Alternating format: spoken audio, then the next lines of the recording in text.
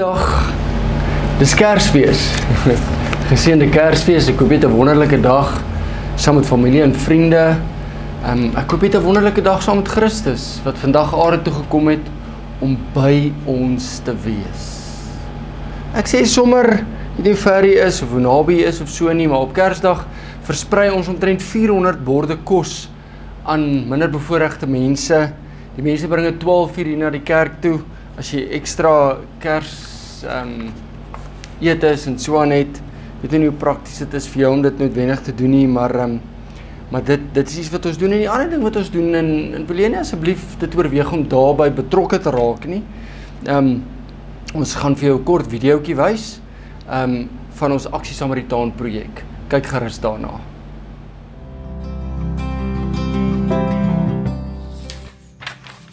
Bevoorreg. Ons is eintlik baie bevoorreg. Partykeer gaan drink ek 'n koffie. Partykeer nooi ek 'n vriend. Of 2. Of ek sit selfs 'n bord kos by en eet dit saam met my vriende. Of selfs 'n lekker pudding. Maar daar is baie mense wat minder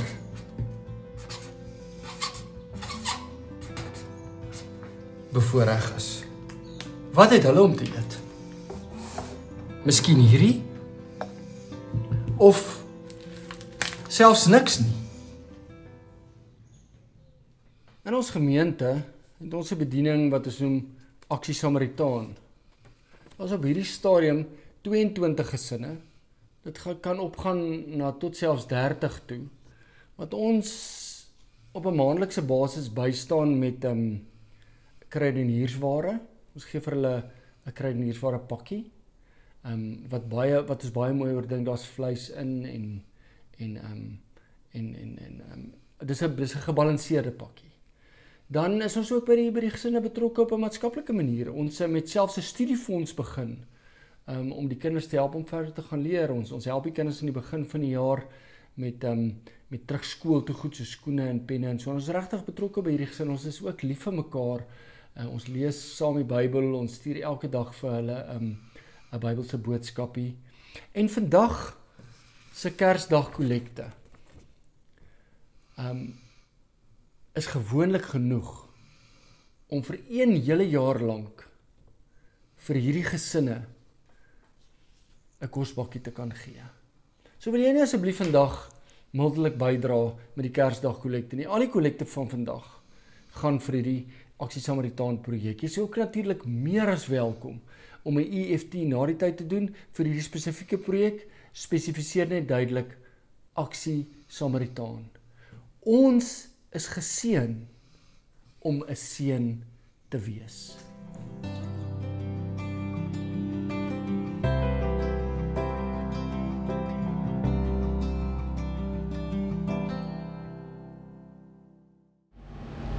Goed, vandag se Kersboodskap wat die Here op my hart gelê het, is 'n dun boekie wat ek onlangs gelees het van 'n broer Lawrence. En die boekie se naam is The Practice of the Presence of God. The Practice of the Presence of God. Hoe sal ons dit in Afrikaans vertaal? Die lewenswyse van om die teenwoordigheid van God te leef. Is miskien 'n goeie vertaling vir dit. Maar ek wil vinnig vertel van hom, van broer Lawrence. Hy's 'n Fransman, hy het daar groot geword, hy het in armoede groot geword, toe word hy 'n soldaat. En die eendag op die slagveld was alles verbrand, en daar was 'n boom in die middel van die slagveld, en hy was ook gebrand. Maar uit die boom het dit groen blare gekom. En die Here het hierdie boom met die groen blare gebruik om broer Lawrence so te ruk en vir hom te sê dat by God is daar altyd nuwe lewe. En broer Lawrence het tot bekering gekom, hy het sy hele lewe verander en hy het 'n monnik geword. Maar omdat hy geen formele opvoeding en so aan gehad het nie, was hy maar 'n redelike laagklas monnik. Ek weet nie presies hoe werk dit in die kloosters en so aan nie, maar sy werk sy hele lewe lank was om in die kombuis te werk, en later jare het hy sandale reggemaak.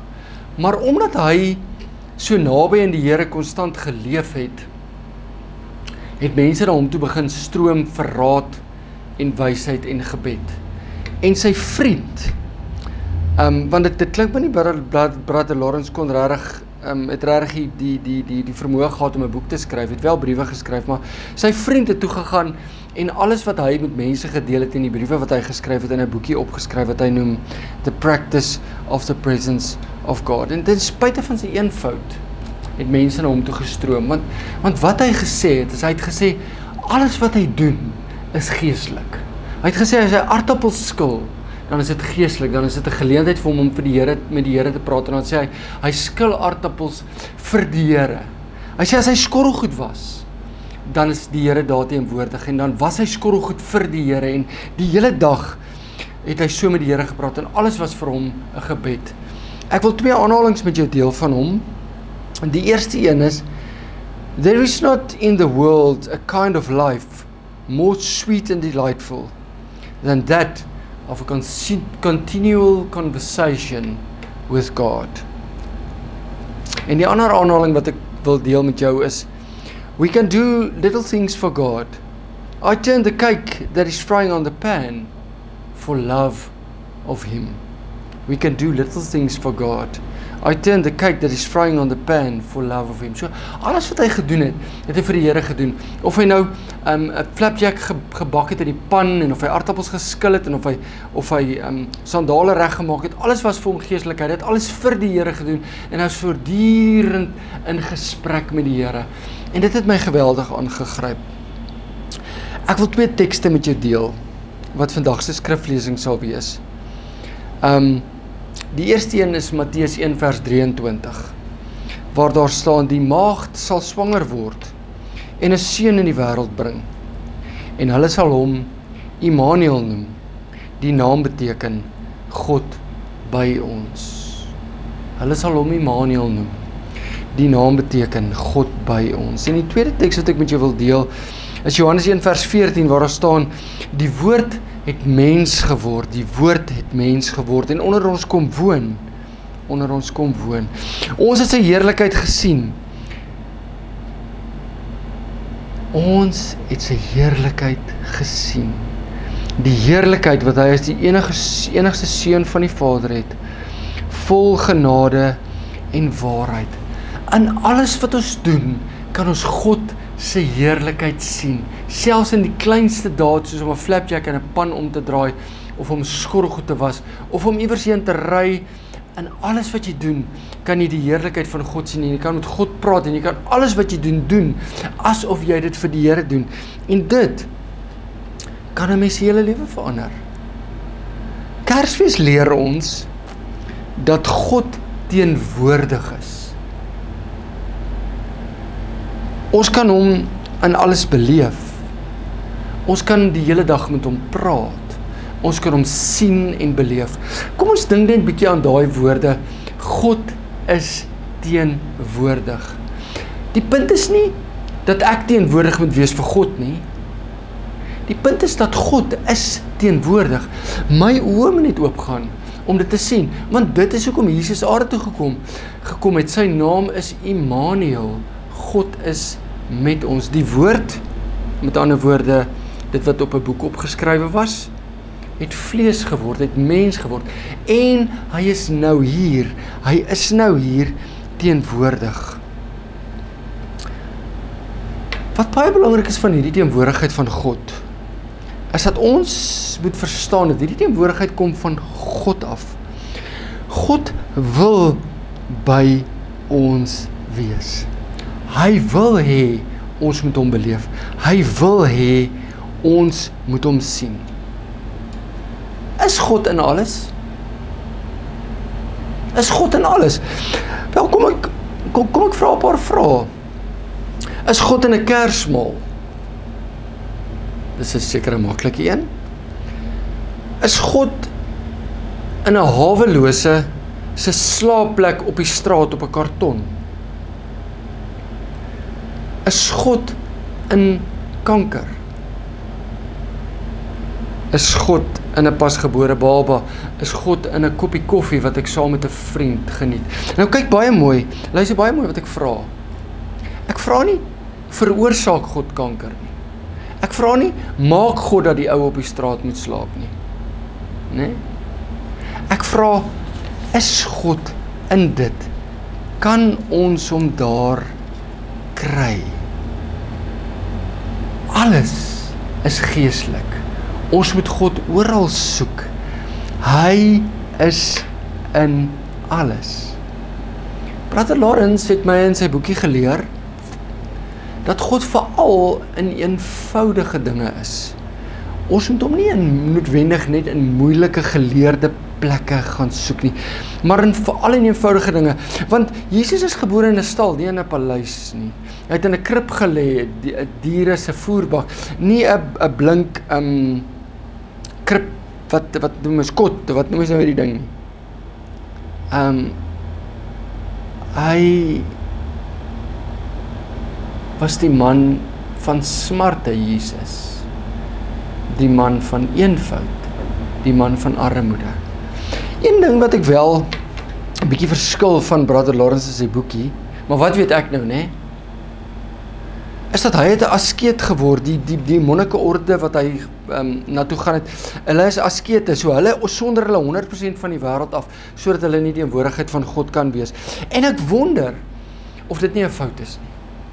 Want soos ek het verstaan, ek is nou baie versigtig om te sê, want ek wil nie sê hy is verkeerd of hulle is verkeerd nie, dit is nie wat ek sê nie. Soos ek het verstaan, het God na die wêreld toe gekom, en die manier die plek waar ons hom die meeste gaan beleef, is in die wêreld. Ek het nou die voorbeeld van 'n hawelose genoem, wat buitekant slaap op 'n karton. Weet jy wat, ek het dit al beleef. Ek het al by hom gaan sit by 'n hawelose, wat op 'n karton slaap op die straat.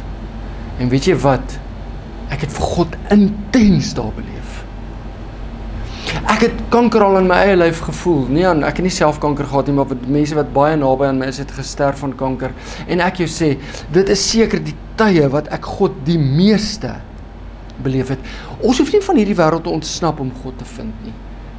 Jesus het juis na die wêreld toe gekom. Ek verstaan nie die kloosterlewe nie, ek verstaan nie wat is asketisme nie. En partykeer wonder ek of dit nie lekker sal wees om die wêreld te ontsnap en as 'n askeet te gaan leef in een of ander klooster nie, maar ek is nie so seker of ons God daar gaan vind nie. Ek het hierdie voorbeeld al baie genoem, maar my vriend Dirk wat 'n dominee is daarso in Kempton Park, maar ek sien hy het onlangs geskuif. Hy het 'n kroegkerk begin. Wat gebeur het is, die ouens het by die kroeg bymekaar gekom op 'n sekere middag, 3 uur, en het hulle om 'n tafel gesit en gesels en hulle drankies gedrink. En toe gaan hulle na Dirk toe, toe sê hulle vir hom, hulle het vir hom 'n geestelike vraag wat hulle graag met hom wil bespreek. Hy sê, toe is reg, waar kan hy hulle ontmoet? Hulle sê, toe sommer nee, moet ons in die kroeg, en gelukkig het hy die wysheid gehad om dadelik ja te sê, en hy gaan toe soontoe, en hy begin toe met hulle daar oor die Here te praat, en die ding het later so uitgebrei, dat daar 'n kroegkerk begin het, en baie mense is vanuit daai kroegkerk uit na die kerk, na die Sondagkerk toe, en baie mense se lewens op daai manier verander. En wat my getref het van sy storie, is God was definitief in daai kroeg. Beteken dit dat God kondoneer of keer goed, wat altyd op sulke plekke gebeur? Nee, that's not the point, nee. Hier is nog 'n aanhaling van Brother Lawrence wat ek met jou wil deel. Ag, moet nou nie sê, die dominee preek net uit Brother Lawrence se boekie nie, en hy preek nie uit die Bybel uit nie. Moet asseblief nie dit sê nie, dit is nie waar nie, die boekie het maar net 'n indruk op my gemaak, en ek het alles wat ek doen, toets ek regtig aan die woord. Hierso is 'n aanhaling, I make it my business to rest in his holy presence, which I keep myself in by a simple attention and a general fond regard to God. So die twee goed wat my getref het van hierdie aanhaling van broer Lawrence, is die eerste ding, I'd make it my business to rest in his holy presence. Hierdie ding van rus het my geraak. As ons na die Here toe gaan, en ons raak bewus van hom, en ons raak bewus van sy teenwoordigheid in ons lewe, dan sal ons rus vind. Dit staan in Matteus 11 vers 28 tot 30. Kom na my toe, sê Jesus, almal wat uitgeput en oorlaai is, en ek sal julle rus gee. Neem my juk op julle, en leer van my, want ek is sagmoedig en nederig van hart, en julle sal rus kry vir julle gemoed. My juk is sag, en my las is lig. Hier is 'n uitnodiging van Jesus. Kom na my toe. Jesus, ek wil na u toe gaan. Waar gaan ek u vind, Jesus? Ek gaan u vind in die alledaagse van die lewe, want u is Immanuel. U het na hierdie aarde toe gekom. U is God met ons. U is die woord wat vlees kom word het. U is die een wat na die aarde toe gekom het om teenwoordig hier te wees, en dit is waar ek u gaan kry. Die tweede ding wat my opgeval het van hierdie aanhaling van broer Lawrence, is hierdie ding van a simple attention and a general fond regard to God. 'n eenvoudige aandag gee aan God in my liefde vir hom. Omdat ek so lief is vir God, wil ek vir hom aandag gee en besef ek dat hy kyk ook met sagte oë na my. En die teks wat ek daarvoor wil aanhaal is Johannes 15 vers 4 tot 5 waar daar staan: julle moet in my bly. Julle moet in my bly en ek in julle. En dan gaan Jesus verder en hy sê dis soos 'n wingerd. 'n Loot kan nie uit sy eie vrugte dra as hy nie in die wingerdstok bly nie. Hoe bly ek in Jesus? Deur 'n fond regard te hê vir hom, deur te weet dat hy kyk na my met sagte oë en ek is lief vir hom en ek wil by hom wees. Kom ek lees die teks van die begin af. Julle moet in my bly en ek in julle. 'n Loot kan nie uit sy eie vrugte dra as hy nie aan die wingerdstok bly nie. En so julle ook nie as julle nie in my bly nie. Ek is die wingerdstok en julle die lote. Wie in my bly en ek in hom, dra baie vrugte. Want sonder my kan julle niks doen nie. Sonder my kan julle niks doen nie. Kom ons raak prakties. Hoe lyk dit?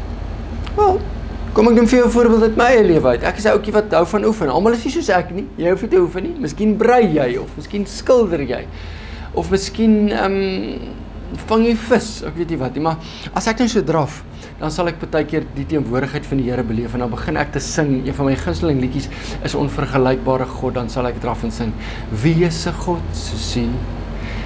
En wie kan vergelyk? En dan beleef ek God op so intense manier daar in die natuur en daar waar ek is. Partykeer terwyl ek bestuur, sal ek hardop met die Here praat. Partykeer as ek skottelgoed was, dan bid ek vir die mense wat nou net saam met my aan die tafel was. Ons bid ook aan die tafel. Ek hou stilte tyd in die oggend. Partykeer as ek 'n sonsopkoms sien, dan beleef ek God intens. Partykeer, ek het die afgelope tyd langs 'n siekbed gaan sit en vir God intens beleef daar so langs daai siekbed. En dit was nie in die hospitaal nie, dit was by iemand se huis. Matteus 28 vers 20 sê: En onthou, ek is by julle al die dae tot die volëinding van die wêreld. Jesus het aarde toe gekom om by ons te wees. Maar hy is nie eers toe by ons nie, dit was eintlik nog altyd so. God wou nog altyd by ons gewees het. Dink aan toe hy in die tuin gaan wandel het saam met Adam en Eva en toe hulle sonde gedoen het, hulle weggekruip. Kruip ons nie weg vir God nie. En toe roep God hulle. En toe kom hulle en toe het hy met soveel liefde en deernis teenoor hulle opgetree, want hulle was kaal en hulle was skaam daaroor, toe maak hy vir hulle klere. Hoe lief is hy nie vir hulle nie. Doen ek nie dit nie, is ek nie skaam en kruip weg vir hom nie. Om Jesus te volg beteken om die opgestane Here te volg. Nee? Jesus is nie dood nie. Hy is nie in die graf nie. Hy het opgestaan. Hy het in die wolk gegaan en het aan die ander kant van die wolk uitgekom. En hy is nou teenwoordig by ons deur sy Heilige Gees. Maar hy is ook fisies teenwoordig by ons. Baie keer, op baie plekke, in baie maniere. Jesus sê, vir sover julle 'n beker koue water vir een van hierdie broers van my gegee het, het julle dit vir my gegee. Sover julle iemand in die tronk gaan besoek het, het julle my eintlik besoek. Jesus is oral. Om Jesus te volg beteken om die Here te volg wat in die geskiedenis is. Die God van hier en nou, op hierdie oomblik. Dis nie 'n sentimentele gevoel nie. Dis 'n werklikheid. Dis nie net 'n sentimentele gevoel wat ons nou maar moet opwek en voel en nee, ons moet dit prakties doen. Dis wat ek in Brother Lawrence se boekie gelees het, terwyl hy skorrelgoed was, terwyl hy aardappels skil, terwyl hy ietsie braai in 'n pan. Want dit was sy lewe. Die teenwoordigheid en die leiding van God is nou hier met ons. Hy loop saam met ons in hierdie lewe. Die Here is my herder. Daarom kom ek niks kort nie. Ek loop saam met hom deur hierdie lewe en ons word gelei deur God in sy teenwoordigheid en hy vat ons na plekke waar hy ons wil hê. Groen weivelde en waters van rus. Maar hierdie plekke is nie altyd noodwendig die mooi en skoon en plekke wat ons in gedagte het as ons in rus en vrede dink jy. Dis partykeer die hospitaal, partykeer die hawelose ou wat op 'n kartonbok slaap. Partykeer is dit iemand wat alleen is, partykeer is dit iemand wat deur 'n egskeiding gaan. Of partykeer is dit by 'n feesmaal soos 'n Kerspartytjie of 'n nagmaal of 'n doop of ietsie moois of ietsie positiefs. Jesus, ons leidsman, ons moet hom soek, ons moet hom beleef. Hy is hier teenwoordig. Amen.